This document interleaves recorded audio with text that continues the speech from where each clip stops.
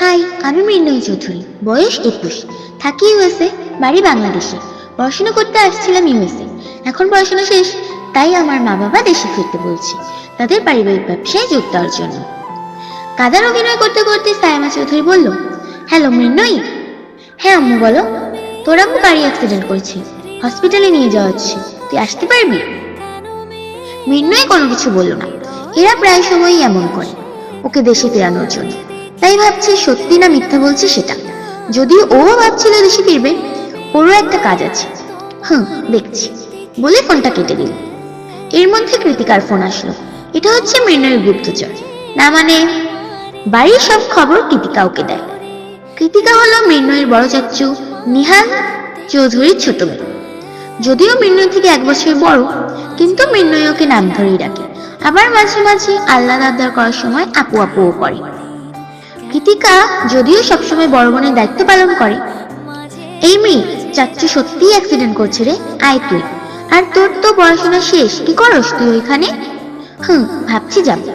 বিড়বিড় করে বলল, এখন একটু বেশি বেশিই হয়ে যাচ্ছে। কি? কিছু না।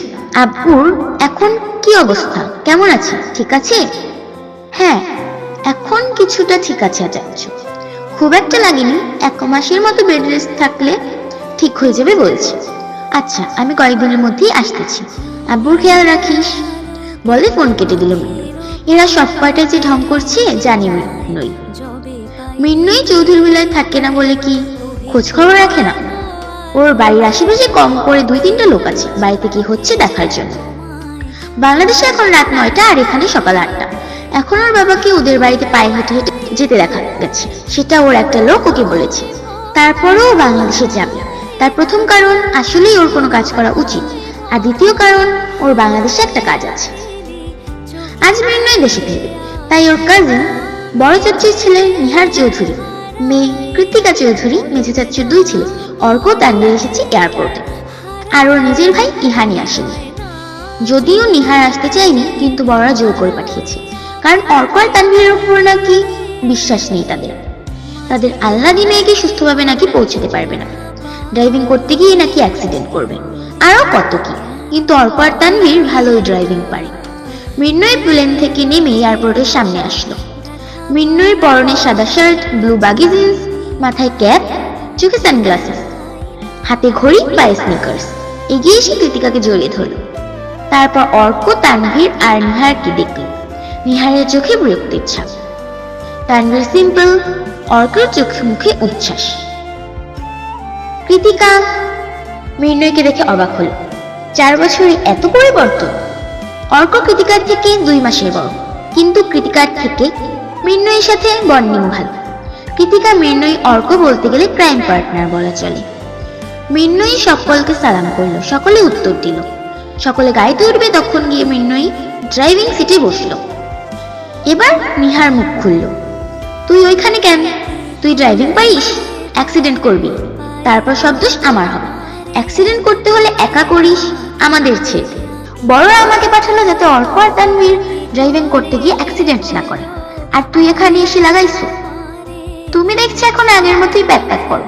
যেখানে এক কথায় শেষ করা যায় যে তোর ড্রাইভিং করা লাগবে না, সেখানে রচনা লিখে ফেলছো। বলতে বলতে মৃন্ময়ী একটি কার্ড বের করে বলল, এটা আমার ইউএস এর ড্রাইভিং লাইসেন্স, বাংলাদেশে ট্রান্সফার করতে হবে। আজকে আমি চালাই, ড্রাইভিং লাইসেন্স দেখতে চাইলে আপনারটা দেখিয়ে দিবে বলে মৃন্ময়ী মুচকি হাসল। নিহার আর কিছু বলল না, মৃন্ময়ীর পাশের সিটে গিয়ে বসল। এই মেয়ে বলে কিনা সে প্যাক করে। মৃন্ময়ীরা বাসায় এসে পড়েছে। গ্যারেজ কোন দিকে? কৃতিকা একদিকে দেখিয়ে বলল, ওই দিকে। সবাই নামার পরে মৃন্ময়ী গ্যারেজের দিকে গেল। দেখলো বেশ অনেকগুলোই বাইক আর গাড়ি রয়েছে। মৃন্ময়ী মনে মনে ভাবলো, একটা বাইক কিনতে হবে। গ্যারেজে গাড়ি পার্ক করে বাড়ির দিকে গেল। বাড়িতে ঢুকে দেখলো ওর আব্বু রিয়াজ চৌধুরী, বড় চাচা নিহাল চৌধুরী, মেজো চাচা ইমরান চৌধুরী ডাইনিং টেবিলে বসে, আর বাড়ির 3 কর্ত্রী তার আম্মু সায়মা চৌধুরী, বড় চাচি নাবিলা চৌধুরী, মেজো চাচি সাজিদা চৌধুরী রান্নাঘরে। মৃন্ময়ীকে দেখে বাড়ির 3 কর্ত্রী এগিয়ে আসলো। মৃন্ময়ী তাদের সালাম করে ডাইনিং টেবিলের কাছে গিয়ে বাড়ির 3 কর্তাকে সালাম করল। আব্বুকে সুস্থ দেখেও কিছু বলল না, কারণ ও তো আগেই জানতো কিছু হয়নি। যদিও ও তোর কাজ করতেই আসছে দেশে, তাছাড়া কিছু হয় না সেটা ঠিক আছে, কিন্তু সত্যি যদি কিছু হয়ে যেত তাহলে কি হতো? সকলকে সালাম করে মৃন্ময়ী ছায়ামা চৌধুরীর কাছে গিয়ে বলল, আমার রুম আম্মু। তোর রুম তোরই আছে, আগের রুমে। মৃন্ময়ী মাথা নাড়ালো, তারপর মৃন্ময়ী রুমে চলে গেল। রুমে এসে দেখলো আগের সব জিনিস আগের জায়গাতেই আছে। যদিও বেশি দিন বিদেশে থাকিনিও, কিন্তু এই 4টা বছর সবকিছু মিস করেছি। ওর বিছানা, মায়ের গায়ের গন্ধ, মায়ের রান্না। কি রে ভাই, আমার সাথে এই ব্যবহারের কারণ কি? অর্ক মৃন্ময়ীর রুমের দরজার কাছে দাঁড়িয়ে। আচ্ছা, সুহা সুহা বলে মৃন্ময়ী বিছানা থেকে বালিশ তুলে অর্কের দিকে দৌড় লাগালো। এখন ওর উপর থেকে এক দফা যাবে বুঝতে পেরে অর্ক দরজার বাইরে থেকেই দৌড়ে সিঁড়ির দিকে গেল। পিছনে বালির সাথে মৃন্ময়ী। দুজনে ড্রয়িং রুমে নেমে এদিক ওদিক দৌড়াদৌড়ি করতে লাগলো। ওদের বাড়ির ড্রয়িং আর ডাইনিংটা অ্যাটাচড। ওদের বাড়িটা বেশ বড়ই। আর যাই হোক, ওর ভাই ইহান রাজনীতি করে, নিহার পুলিশ, তারপর আবার ওদের পারিবারিক বড় ব্যবসা। বাড়ির দরজা পেরিয়ে বাইরে গেলে বড় বাগান, তারপর মেইন গেট। পর দুইটা মুখ থুবড়াইয়ে পড়। নিহার ডাইনিংয়ে বসে আস্তে আস্তে কথাটা বলল, কিন্তু ওর পাশে থাকা তানভীর ঠিকই শুনে ফেলল। তানভীর, ভাইয়া যাই ধাক্কা দিয়ে ফেলিয়ে দিয়ে আসি। পারলে তো ভালো, কিন্তু তারপর তোর উপর দিয়ে যা যাবে তার দায় কিন্তু আমার না। ঢং, মুখে এক মনে আরে, সত্যি সত্যি বললে বুঝবানি। নিহার কথা বলল না। ডাইনিং থেকে উঠে হাত ধুয়ে চলে যাবে এমন সময় ধপাস পড়েছে মৃন্ময়ী পিছলা খেয়ে। অর্ক দাঁড়িয়ে গেছে। মৃন্ময়ী, অর্কের বাচ্চা! মা চাচিরা চিৎকার শুনে ডাইনিংয়ে আসলেন। এসে দেখলেন মৃন্ময়ী দুপা ছড়িয়ে বসে রয়েছে। নিহার এগিয়ে এসে হাতে দিয়ে দিল। মৃন্ময়ীও হাত ধরে উঠল, কারণ মনে করে নিজের ভালো পাগলেও বুঝে। গিদ্দের এলাকা থেকে নিজের ভালোটা বুঝা দরকার। তাছাড়া তো সামান্য হাতে তো ধরছে, এত ভাবার কি দরকার? কিন্তু কেন যেন এই মানুষটাকে ওর কেমন যেন লাগে, কিছুই বুঝে না। এই ভালো এই খারাপ, সকলে ধরে ওকে সোফায় বসালো। নিহার কেন যেন মাথা গরম হলো। সারাদিন বাড়িতে বসে শুধু খাবে আর ব্যাং ব্যাং করে ঘুরবে। মৃন্ময়ী মনে মনে ভাবলো, এর কি মাথা খারাপ নাকি? আসলেই তো কালকে সারাদিন ঘোরাঘুরি কই করে। মৃন্ময়ী, কি ভাই, আমি কই সারাদিন ঘুরি? আসলামই তো কালকে। আর খাওয়ার কথা বলছেন? তাহলে আমি আমার বাবার টাকায় খাই, আপনার টাকায় না, যে আপনি আমাকে খাবার খোটা দিবেন। তোর বাবা কে রে? উনি আমার চাচু। আমার চাচুর টাকাই তো খাস, আবার বড় বড় কথা বলিস। আসছে আমার চাচু করতে। তোরাই আমার বাবা হয়। এই তুই তো করে করছিস কেন? বড়দের সম্মান করতে হয় জানিস না? আর তুই আগে পৃথিবীতে আসছিস নাকি আমি? আগে আমি চাচুকে পাইছি, তাই উনি আমার চাচু, তারপর তোর বাবা। যে যেমন ব্যবহার করে সে সেমনই ব্যবহার পায়। আমাদের অধিকার করছেন কেন? লাগাইছি বড়। মৃন্ময়ী একটু নিয়ে কথাটি বলল। এর মধ্যে নিহান চৌধুরী বললে, নিহার তোমার কাজ নেই? কাজে যাচ্ছ না কেন? নিহার রেডিমেডে বাইরে চলে গেল। এরপর মৃন্ময়ীকে বললেন, শুনো মা, তোমার পড়াশোনা শেষ, তাই তোমার উচিত কোনো কাজ করা।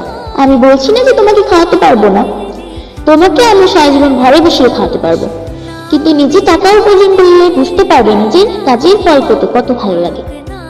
আর তাছাড়া আমরা চাই তুমি ইন্ডিপেন্ডেন্স হও, তুমি আমাদের ব্যবসায় যোগ দাও, আর না হলে অন্য কিছু করো। মৃন্ময়ী নিজেই ভাবছিল বসে না থেকে কিছু করবে। নিজেদের ব্যবসা থাকতে তাহলে অন্য কোথায় কেন? এমনিতে নিজেদের ব্যবসায় যোগ দিলে কিছু কিছু কাজ অর্কের ঘাড়েও চাপিয়ে দিতে পারবে। আর কৃতিকাও তো ওদের ব্যবসায়ী কাজ করে, ও ভাবলো।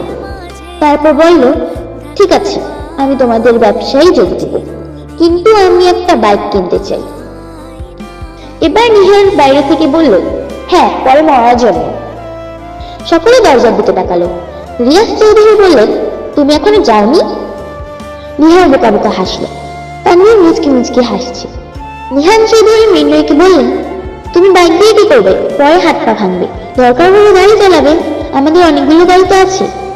মৃন্ময়ী এবার যদি কণ্ঠে বলল, না বড় চাচ্ছু, আমি বাইক চালাতে পারি, ইউএসএতে থাকতে শিখেছিলাম। আমার একটা বাইক চাই। আচ্ছা, ইহান নিহার ওদের নিয়ে কিনে এনো। নিহার এতক্ষণে বেরিয়ে গেছে। সবাই নিজ নিজ কাজে যেতে থাকলো। বাড়ির কর্তীরাও চলে গেলেন, কারণ মৃন্ময়ীর অতও লাগেনি। মৃন্ময়ী কাল এসেছে আর এখন পর্যন্ত ইহানের সাথে দেখা হয়নি। কাল অনেক রাতে ফিরেছে তাই দেখা হয়নি, আর আজকেও অনেক সকাল সকাল বেরিয়ে গেছে।